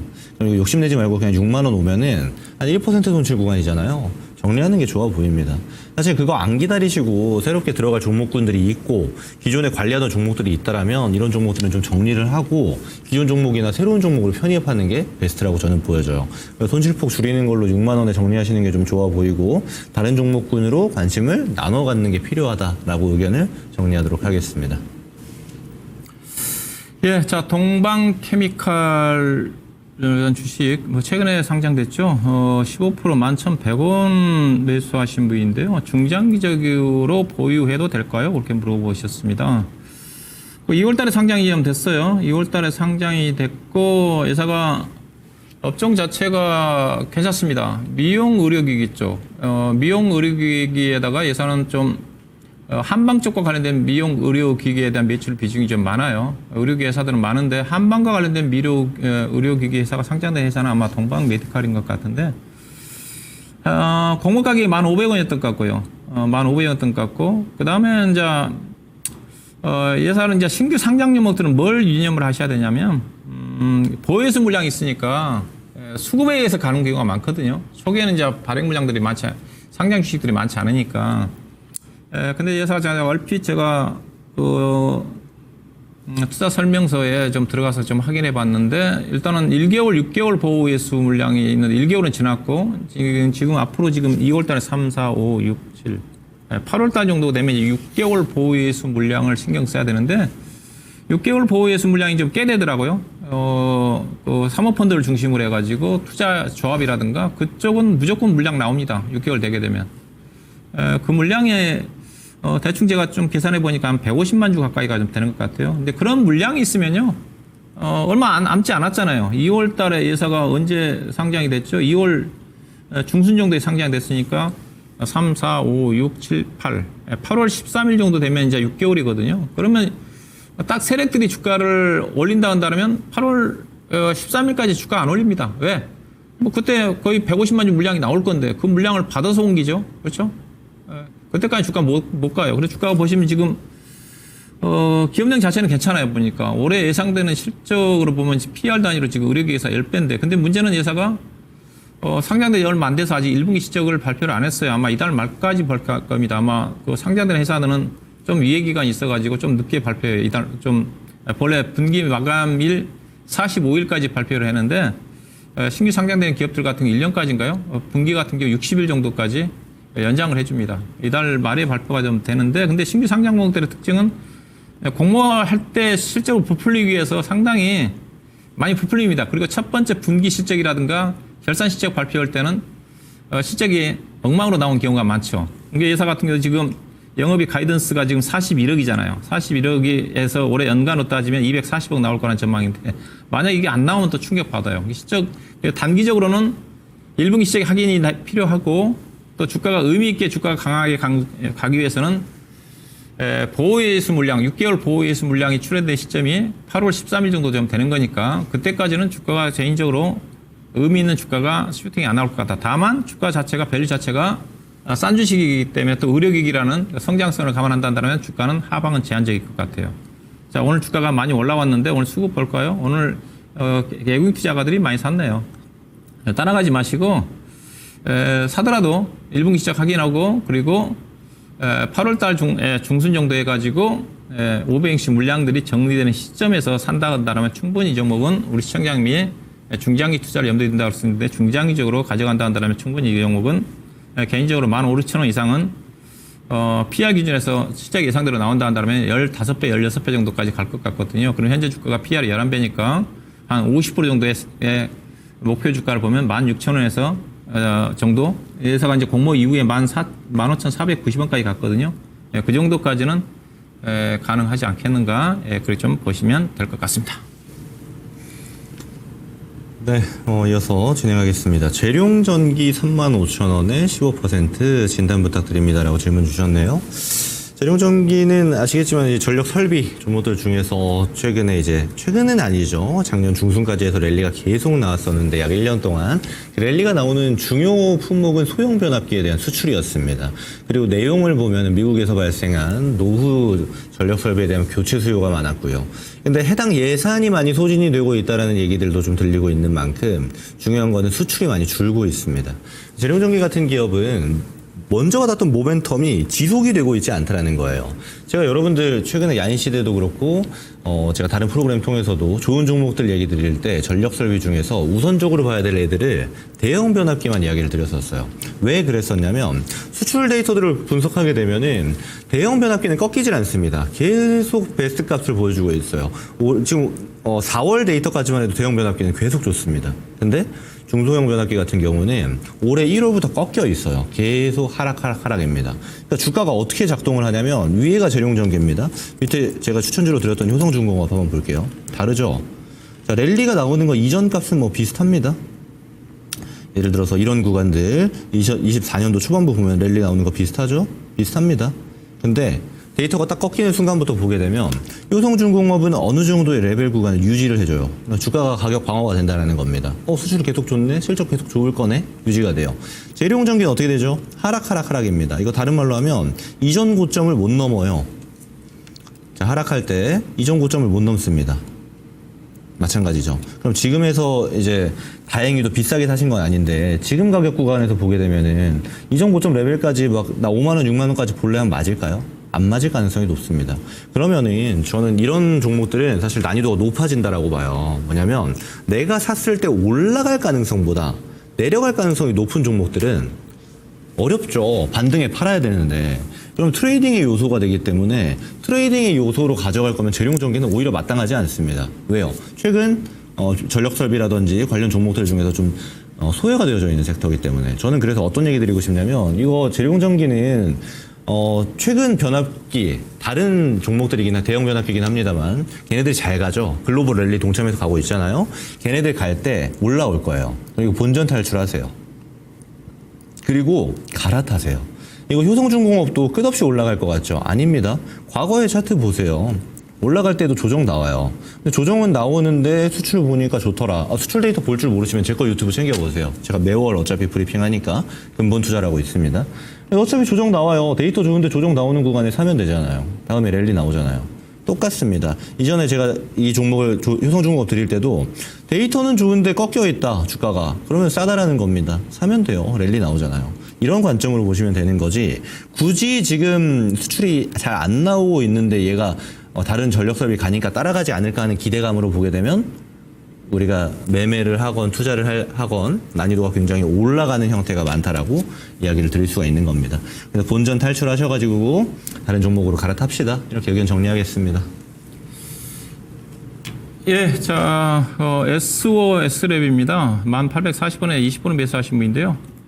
6월 1일 테슬라 로보택시 출시 때까지 들고 가도 괜찮을지 그런 내용과 함께 올리셨네요. 이 종목이 이제 자율주행 관련 종목이니까 테슬라 자율주행 로보택시 출시 모멘텀을 가지고 접근하고 있는 것 같은데요. 이 종목이 이제 자율주행 관련해 가지고 라이다를 만든 회사예요. 회사가 비싼 회사가 먼저 회사도 뭐 상장된 지 꽤 됐지만 이 회사 비싼 회사가 스마트 레이더 시스템이라는 회사가 있죠. 제가 보니까 두 회사가 기업 내용 자체가 비슷한데 매출액도 없고 저는 자율주행 관련 종목이 분명히 우리가 생각하면 성장성이 있는데 과연 국내 기업들이 테슬라의 로보택시가 출시가 좀 되는 시점에서 완전 자율주행 시대로 가는 시점에서 현재 자율주행으로 알려져 있는 종목들이 정말로 매출액이 증가되면서 시장이 따라주느냐? 저는 아닌 것 같아요. 지금 자율주행이 어느 정도 단계가 왔으면 관련 기업들 라이더라든가 관련 기업들 매출액이 나와야 되잖아요. 적자는 난다 한다도 매출액 증가가 좀 돼야 되잖아요. 자, 근데 스마트 레이더 시스템도 그렇고 그다음에 우리 시장님이 올려주신 SO 관련 종목 이번 1분기 실적 얼마 나왔는지 확인하셨어요? 매출액이 8억 나왔어요. 8억. 그리고 영업 적자가 44억이에요. 8억 매출한 회사가 어떻게 보면 회사입니까? 그런 회사가 시가총액이 2,300억이에요. 그렇죠? 그리고 회사가 자본은 현재 회사가 320억 정도 되는데 연간 120억 정도 적자나거든요.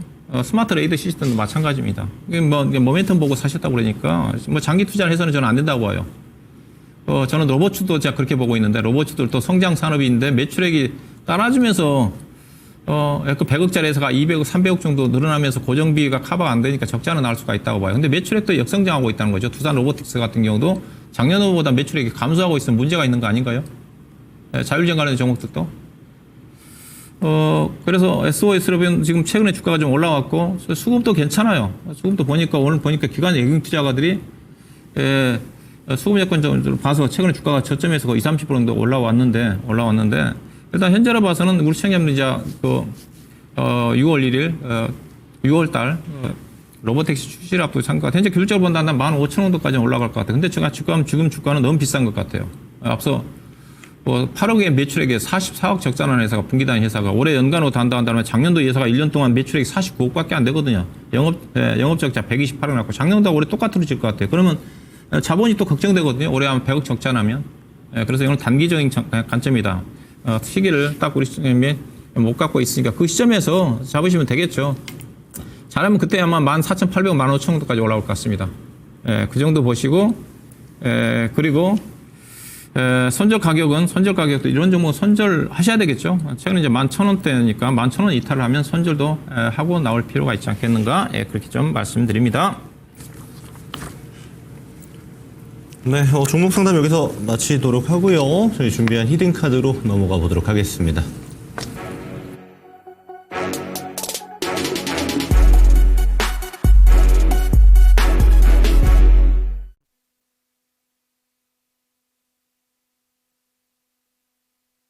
네, 제가 히든카드 드리기 전에 그동안 여러분께 드렸던 히든카드 종목들, 목표가 도달 종목들에 대한 리뷰 먼저 진행을 하도록 하겠습니다. 하나솔루션입니다. 3차 목표가 도달했습니다. 제가 이 하나솔루션은 그냥 끌고 가시라고 이야기를 드렸죠. 실제로 대표적인 사업부가 이제 2개인데 태양광 사업부가 나머지 사업부의 적자를 그대로 커버하고 있는 형태, 그리고 앞으로 매출 증대가 좀 더 커질 형태도 있고, 추가로 보게 되면 지금 6월에 지금 이제 미국과 유럽에서 중국에 대한 태양광 관세 확정이 정해집니다. 그럼 여기서 실제로 정해지는 관세가 지금 우리가 기대하고 있는 것처럼 중국 태양광 때리기가 지속적으로 진행된다라면 저는 이 하나솔루션은 계속 기대치를 반영하면서 올라갈 것 같아요. 사실 단기적으로 좀 많이 올라왔기 때문에 조정을 좀 거쳐야 되긴 합니다. 근데 들고 가시는 분들은 좀 더 기다려 봐도 되겠다라고 얘기를 드릴 수 있을 것 같고, 다만 여러분 아셔야 되는 게 지금 이게 100% 넘는 상승이 만들어졌어요. 굉장히 빠른 시간 안에 만들어졌기 때문에 신규 진입은 조정 이후를 좀 고려하시는 게 좋아 보입니다. 다만 최근에 보면 여러분 아시겠지만 신재생이 이제 글로벌이랑 같이 움직이는 측면들도 있고, 또 하나는 신재생에 대해서 미국에서 트럼프 행정부의 스탠스가 바뀌고 있는 측면도 있습니다. 물론 태양광은 계속 긍정적이었습니다만 풍력을 더욱더 신규 프로젝트들에 대해서 금지했던 거를 앞으로 해도 된다라고 명령을 바꾼 것도 있고요. 또 하나 봐야 되는 거는 이 태양광 기업들에 대해서 굉장히 긍정적으로 평가하고 있다는 겁니다. 그렇다 보니까 퍼스트 솔라 같은 기업들도 많이 단기 상승하고 조정을 좀 거치고 있는데 재차 상승할 가능성이 굉장히 높다라고 저는 판단을 하고 있고, 국내에 이제 태양광 하면 사실 글로벌 모멘텀 받을 수 있을 만한 기업은 하나솔루션 혼자예요. 그래서 여타 이제 좀 사이드에 있는 기업들 같은 경우는 트레이딩 뷰로 좀 보실 수 있는 스몰캡 종목들도 많지만 하나솔루션은 추세적인 대응도 충분히 가능한 영역이다라고 저는 판단하고 있습니다. 그래서 다음 목표가 그대로 드리고자 하고요. 들고 가는 분들은 아직은 매도할 때는 아니다라고 참고해 주시면 되겠습니다. 다음 목표가는 45,000원 이야기를 드려보도록 할게요. 자, 그리고 상담에서 이야기 드렸던 이제 효성중공업입니다.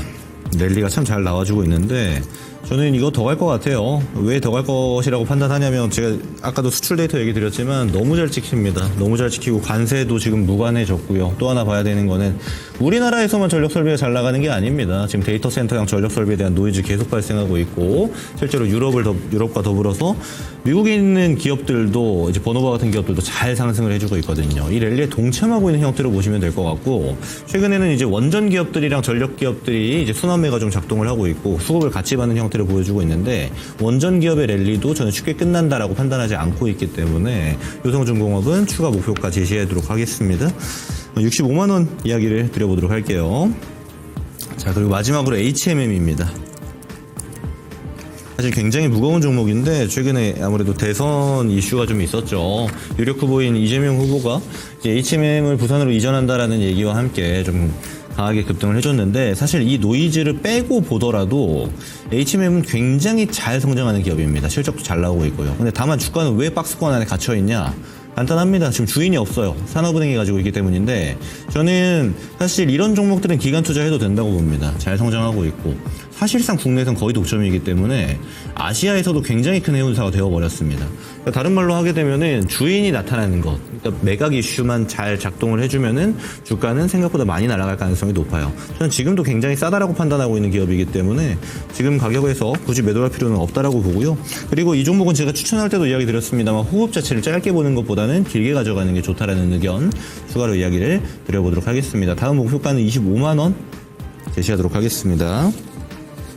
자, 오늘 가져온 종목 만나보도록 하겠습니다. 우선 섹터는요, 바이오입니다.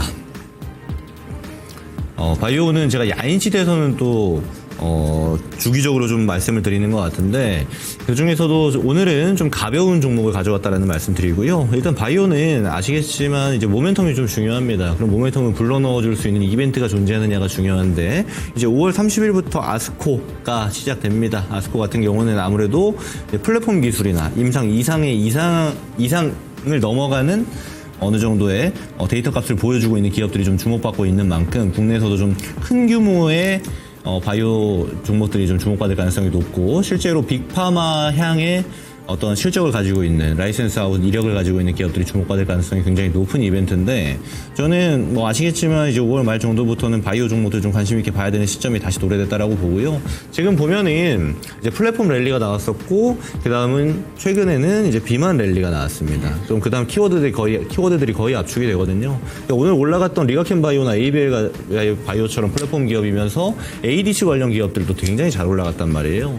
저는 그래서 다음으로 나올 키워드들이 거의 압축이 되어져 있다라고 판단을 하고 그중에 과거에도 좋은 이력이 있었고 그리고 그걸 가지고 실적에서조차 퍼포먼스가 나오고 있는 기업을 가져왔다라고 말씀을 드려보도록 하겠습니다. 예시 종목 같이 한번 만나볼게요. 좋은 종목 많습니다. 실제로 뭐 재료 가지고 있는 애들도 제가 같이 좀 집어넣었는데 예시 종목들도 한번 각자 스터디 해보시는 것도 좋을 것 같아요. 제가 가져온 종목은 에이프릴 바이오입니다. 잘 아시는 분들도 있을 거예요. 과거에 이제 에이프릴 바이오 같은 경우는 국내에서 이제 빅파마향으로 라이센스 아웃 나온 몇 안 되는 기업 중에 하나입니다.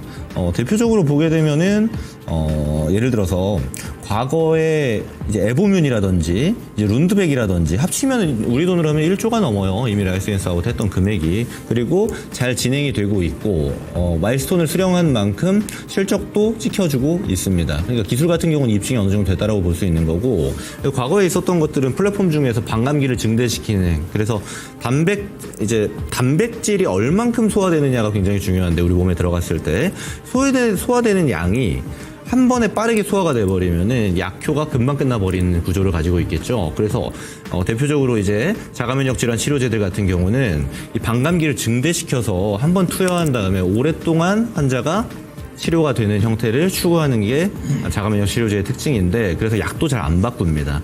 그래서 이 에보민이라든지 룬드백이 진행했던 게 자가면역 질환 치료제에서 반감기 증대 플랫폼 기술 라이센스 아웃을 진행한 거고, 이제 앞으로 주목받을 기술 같은 경우는 여러분 보셔야 되는 게 리맵 기술이라고 해서 뭐 메쉬에도 포함되고 항암제에도 포함되는데 이중항체입니다. 그러니까 이중항체를 넘어서 지금은 다중항체까지 타겟할 수 있게끔 만드는 플랫폼인데, 저는 이 얘기가 앞으로 좀 가시권 안에 등장할 것 같아요. 사실 이제 바이오 투자를 잘 하시는 분들 같은 경우는 이제 이중항체, 다중항체에 대해서 글로벌 빅파마가 얼마큼 투자하는지 다들 알고 계실 텐데, 사실 여기서 주목받을 수 있는 이중항체 타겟은 국내 기업이 몇 개 없습니다. 대표적인 게 에이프릴 바이오라고 보시면 되겠고, 그리고 이번에 일정에 아스코 추가로 넘어서 6월에 바이오 USA도 시작합니다. 그렇다라는 거는 이제 빅파마향 키워드들이 다시 한번 작동할 시간이 거의 다 와간다라는 것도 되기 때문에 관심 있게 보셔야 된다라고 의견 드려보고요. 가격 전략 바로 드려보도록 하겠습니다. 에이프릴 바이오 조정 많이 받았죠. 내일 시초가 기준으로 매수를 진행하도록 하고요. 1차 목표가는 전고점 넘어가는 2만원, 손절가는 14,000원 이야기를 드려보도록 하겠습니다. 예, 저도 히든 종목 들어가기 전에 리뷰 좀 하도록 하겠습니다. 제가 그 올라온 종목들이 다 신재생에너지 관련 종목들이 좀 많이 올라와 있죠. 제가 그 3월 달부터 신재생에너지를 좀 집중하자고 그랬어요. 신의 한수 방송 때도 제가 정부 정책 수혜주에 투자하자, 신정부 정책 수혜주, 인맥주에 투자하지 말고 신재생에너지 정책에 투자하자. 이 시간을 통해서도 제가 관련 또 종목도 SK오션 플랜트, HD 현대에너지솔루션, 그 다음에 지지난주인가요? 대명에너지까지 해가지고 관련 종목들이 지난주에 워낙 핫하게 움직이다 보니까 수익률이 좀 단기간에 좀 도달했네요. 먼저 다 신재생에너지 관련 종목들이어가지고 간단하게 제가 좀 먼저 좀 말씀드리면 종목별 AS를 하기 전에 신재생에너지 관련 종목이 일시적인 그 테마가 아닙니다. 저는 실적 2년, 3년 동안 물론 현재 유력한 대선 후보인 이재명 후보가 신재생에너지 정책을 강력하게 주장하고 있기 때문에 대통령이 돼야 된다는 전제가 깔려 있겠죠. 있겠지만은 단기간에 실적들이 바로바로 나올 거예요. 곧바로. 제가 추천할 때 유세 다닐 때마다 햇빛과 바람을 이용해 가지고 기본소득을 창출하겠다고 그런 얘기를 하지 않습니까? 아마 바로 시행할 것 같아요. 그래서 그동안 워낙 우리나라 태양광을 중심으로 해가지고 전 정부에서 워낙 규제를 좀 많이 해가지고 안 좋아졌는데 아마 매출액이 제가 보면 폭발적으로 성장을 할 것 같아요. 그래서 2년, 3년 동안 계속적으로 증가될 수 있는 실적이 증가될 수 있는 부분이기 때문에 지속적으로 주가가 좀 많이 올라왔지만 관심을 좀 가져야 된다는 것을 말씀 좀 드리고 싶고, 자, SK오션 플랜트입니다. 자, SK오션 플랜트 제가 2월 달에 언급해 드릴 때 그때 제 추천 포인트는 해상풍력법 통과에 따라 가지고 이제 수혜를 받을 수 있는 종목이 SK오션 플랜트라고 그랬어요. 근데 이 종목이 최근에 이제 주가가 급등할 때가 이 시점인데, 물론 신재생에 관련 부분도 있었지만 이 종목이 실적이 발표가 됐습니다. 5월 14일 실적이 상당히 예상보다 좋게 발표가 돼가지고 주가가 그때 하루에 거의 상한가 근처까지 급등이 나왔어요. 실적도 좋게 나왔고 해서 수주잔고가 많이 쌓여있고 그래가지고 과거에 이 종목이 이제 해양 플랜트 쪽에 V식 해양 플랜트 강점을 가지고 있을 때 주가가 3만 원대까지 넘어간 주식입니다. 정책적인 모멘텀과 더해진다 한다면 제가 수급도 괜찮잖아요. 기관 투자가들이 계속 사고 있지 않습니까? 이거 계속 상승합니다. 제가 1차 목표 주가는 18,000원이었는데 이미 도달을 했는데 2차 목표가는 당시 제시해드리지 않았거든요. 2차는 24,000원까지 간다고 보시면 될 것 같고요. 아마 추가 매수 노리신 분들은 2만 원 아래에서는 전혀 부담이 없을 것 같고 2만 원 정도 전후에 충분히 좀 가능하지 않겠는가 그렇게 말씀드리고, 그 다음에 현대에너지 솔루션입니다. 지난주 이 시간대 제가 이제 1차 목표 주가 달성해가지고 38,000원까지는 갈 겁니다. 무조건 갈 겁니다 했는데 그 다음날 바로 수요일날 주가가 급등하면서 달성을 해버렸어요. 그리고 어제 이 종목이 무려 57,500원까지 올라가 버렸어요. 그래서 이 종목은 주가가 많이 올라왔습니다. 제가 아마 추천할 때 가격이 24,500원이었더라고요. 4월 9일날인가 100% 넘게 좀 올라와 있는데 예사가 현재 시가총액이 5천억입니다. 이게 국내 신재생에너지 확대 정책의 가장 수혜주가 현대에너지 솔루션이에요. 최근에 이제 미국 쪽에 모멘텀 얘기를 하고 있지만은 저는 미국적인 모멘텀을 얘기하지 않습니다. 예, 오로지 국내 정책에 관련 수혜주가 대표적으로 현대에너지솔루션이에요. 태양광 모두 쪽에서요. 그래서 국내 정책의 모멘텀이 기대된다 한다면 현대에너지솔루션이 탑인데 다만 이 종목이 주가 급등해서 경고 종목으로 묶여 있어요. 예, 예, 대신 이 종목도 조정권에서는 뭐 워낙 많이 올라왔지만은 개인적으로 이 종목은 충분히 지속적으로 우상하지 않아요. 과거 이 종목이 이제 실적이 좋을 때 2022년도에 영업이 900억 나면서 8만 6천 원까지 갔는데 중장기적으로 충분히 이 정도까지 갈 수 있다고 봅니다. 다만 단기적으로는 워낙 급등해 주시게 추경 배수는 절대 안 되는 거고 4만 아마 5천 원 아래권에서 진입한다 한다면 다음 목표 주가는 지난번에 5만 7,500원인데 고점 돌파 이후에 충분히 6만 원 정도까지 상승 여력이 있지 않겠는가. 일단은 다음 목표 주가 6만 원을 좀 보시고 조정권에 매수하시고요. 그 다음에 LS입니다. 제가 LS를 추천한 포인트 자체는 상법 개정의 가장 수혜주라고 그랬잖아요. 가장 수혜주를 한 종목을 딱 꼽는다 한다면 LS라고 그랬습니다. 뭐 최근에 이제 여러 가지 뭐 지분 경쟁 얘기가 나오면서 주가가 좀 빠르게 올라왔고 어제 이제 주가가 음봉이 나온 이 자체가 호반그룹과 지분 교환이 전개되면서 M&A 이슈가 좀 사라지는 게 아닌가 때문에 떨어졌는데 이사는 이제 펀드멘탈 측면에서 워낙 따뜻한 주식이고 그다음 앞으로도 상법 개정 이슈가 만약에 신정부 출범이 이슈가 된다면 가장 앞서 나갈 수 있는 주식이 LS라고 보시면 될 것 같아요. 그래서 목은 제가 1차를 제가 14만 5천 원대 정도 제시해드렸었는데 다음 목표 주가는 17만 8천 원 정도를 2차 목표 주가를 제가 27만 8천 원 제시해드렸거든요. 이것도 충분히 14만 원 5, 6천 원 정도 조정권에서 매수가 가능하게 되면 최근 15%에서 20% 정도는 수익을 좀 낼 수 있지 않겠는가. 그렇게 좀 보시면 될 것 같고요. 그 다음에 2주 전에 추천했던 대명에너지가 지난주에 주가가 이제 급등이 좀 나왔던 주식인데요. 제가 이 종목은 별로 주목을 안 하고 있는 종목인데 실질적으로 예사가 국내 신재생에너지 정책의 가장 수혜주라고 그랬습니다. 예사가 또 이제 실적이 주가 급등한 이유 자체가 1분기 실적이 상당히 서프라이즈하게 나와 있어요. 무려 영업이익률이 30%가 넘게 나왔습니다. 그러면 실적 상향 조정이 좀 됐고요. 정부의 정책이 가시화된다 한다면 앞으로 제가 보기엔 2년 이후에 매출액이 아마 거의 100% 정도 증가되면서 현재 올해 영업이익 200억인데 아마 2년 이후에는 제가 추정을 해보면 600억 정도 나올 것 같아요. 600억 정도 나오면 현재 주가 수준은 PER 단위로 해가지고 10배, 11배밖에 안 됩니다. 그래서 주가가 많이 올라왔지만은 충분히 이 종목은 더 강하게 갈 수가 있다.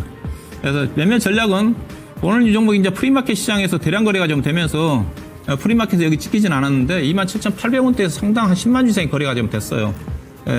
그래서 단기적으로 28,000원대가 저항을 좀 받겠지만은 이 종목도 지속적으로 개인적으로 중장기로 본다 한다면 36,000원, 4만 원 정도까지는 가야 되는 주식이 좀 되지 않겠는가. 그래서 이 종목 매매 전략은 22,000원대 올 초반권에서 충분히 매수가 가능하지 않겠는가. 다음 목표 주가는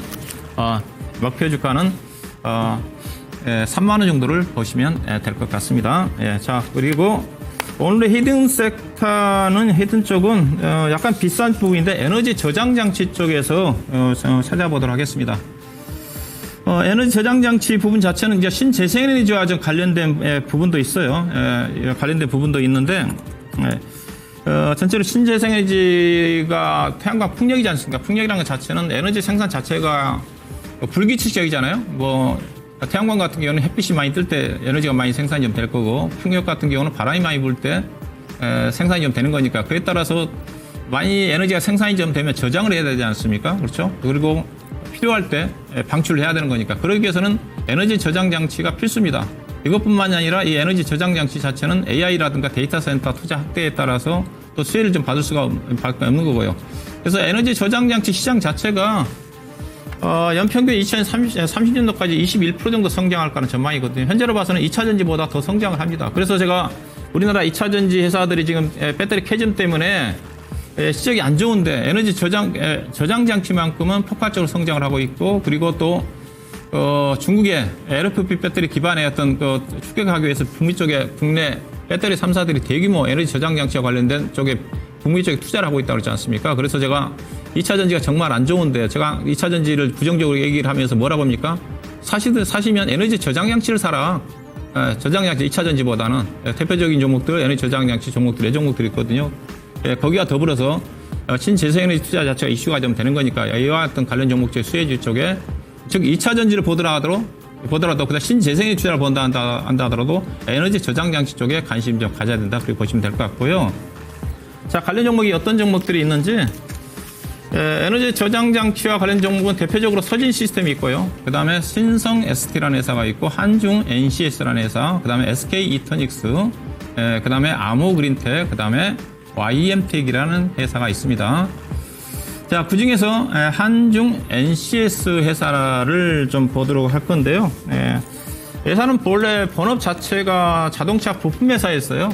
근데 이제 최근에 자동차 본안되는 자동차 부품 회사 쪽에 철수를 좀 하고 순행식 냉각 시스템 기술을 좀 개발해가지고 여기에 집중을 좀 합니다. 즉 에너지 저장 장치 관련 부분 자체가 에너지에 열이 많이 발생이 좀 되고 그럼에 따라 화재 위험이 발생하다 보니까 열을 식혀야 되거든요. 식히는 방법 자체가 이제 공냉식이 있고 순행식이 있는데 공냉식은 별로 효과가 없습니다. 근데 회사가 개발하고 있는 순행식 자체는 워낙 효과가 좀 뛰어나고 이미 기술적 검증을 좀 받아서 삼성 SDI 북미 시장 쪽에 이미 순행식 대규모 공급 계약을 체결을 좀 했고요. 그래서 여기에다가 이제 국내 쪽에 신재생에너지 시장 확대에 따라 가지고 에너지 저장 장치에 대한 수요가 증가 좀 되면 이 부분에 대한 수요가 좀 크게 좀 증가가 좀 되지 않겠는가. 1분기 실적을 좀 보니까 자동차 부품 사업을 철수했음에도 불구하고 작년 대비해서 매출액이 많이 증가됐더라고요. 아마 올해 본격적으로 실적 턴 어라운드가 진행되지 않겠는가. 그렇게 좀 보시면 될 것 같고요. 자, 차트 좀 보도록 할 겁니다.